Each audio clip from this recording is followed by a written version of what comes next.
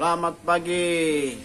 Kita boleh berjumpa di hari yang baru, di minggu yang baru, terutama di bulan yang baru. Kita sudah berada di bulan Oktober. Hari ini Sabtu, tanggal 1 Oktober 2022. Mari kita akan merenungkan firman Tuhan.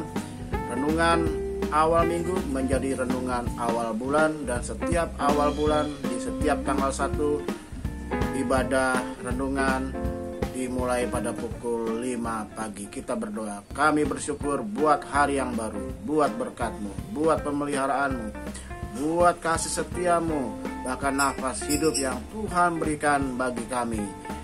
Kami buka hari ini dengan rasa syukur. Kami buka hari yang baru, pekan yang baru, minggu yang baru, dan kami buka bulan yang baru.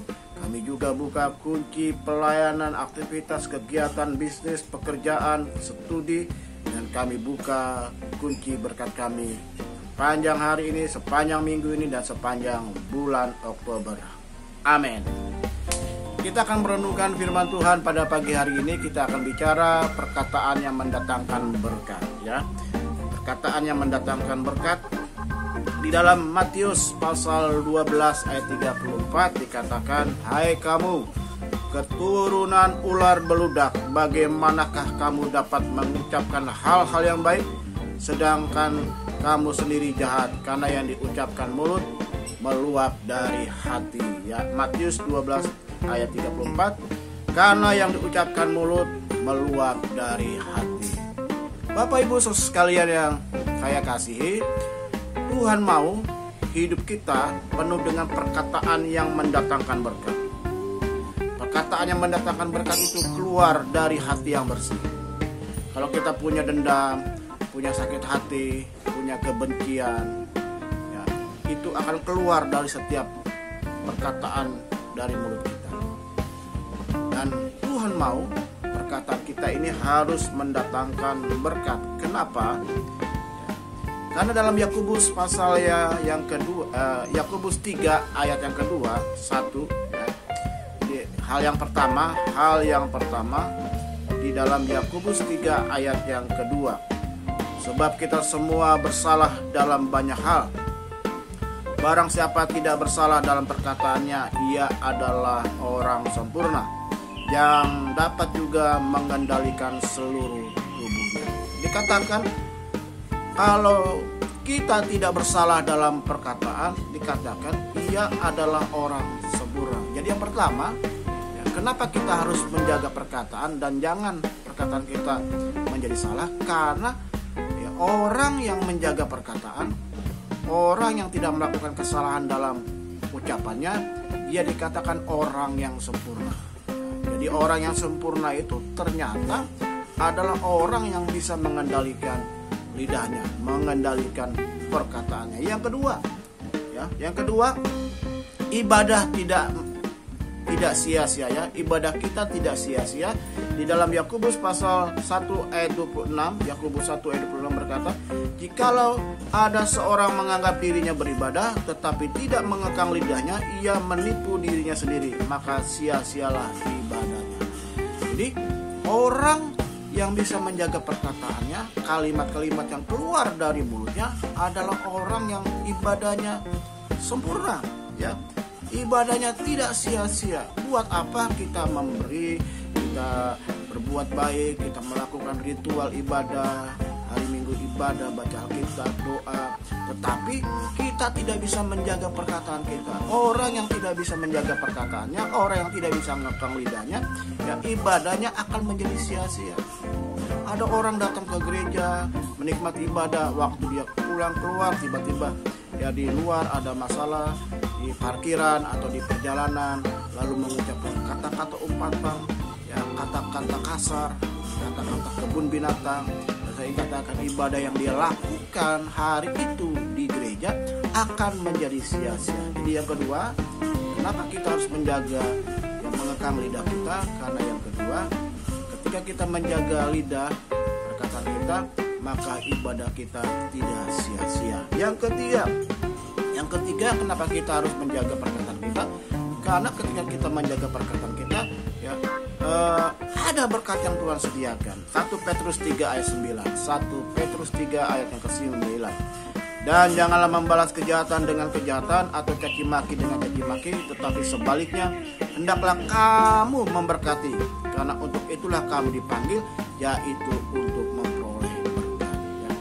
Ketika kita tidak mencaci maki, mengeluarkan kata-kata kotor, kata-kata kasar, ketika kita bisa mengekang lidah perkataan kita, Alkitab katakan, firman Tuhan katakan, ya kita akan diberkati.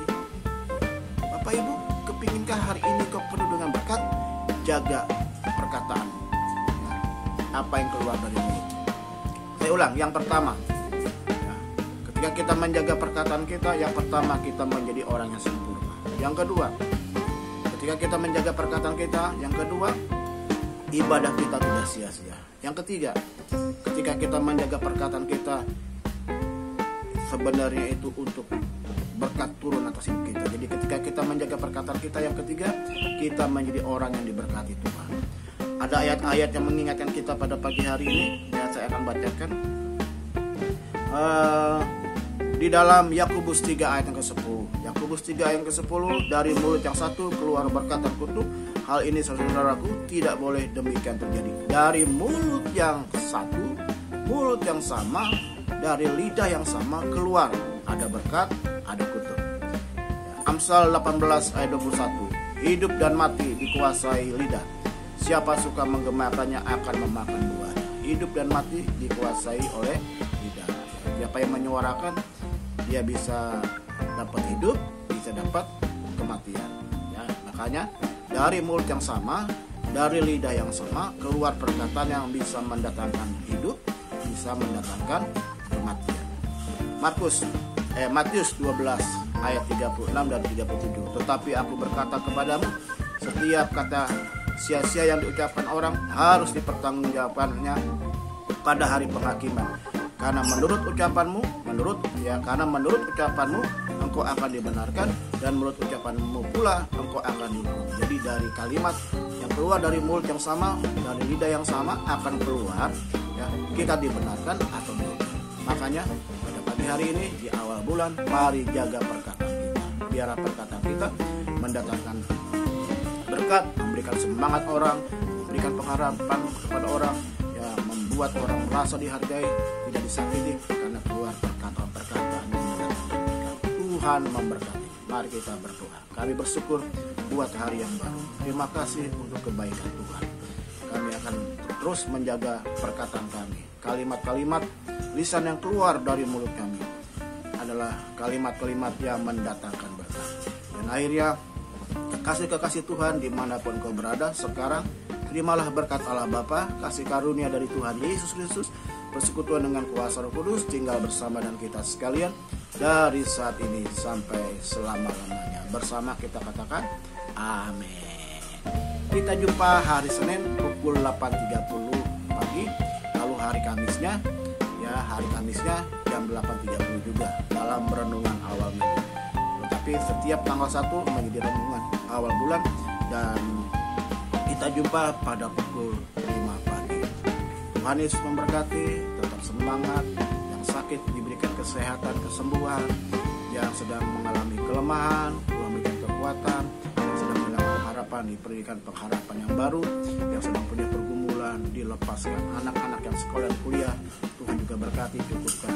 Selamat bekerja, selamat beraktivitas sepanjang bulan ini. Tuhan memberkati.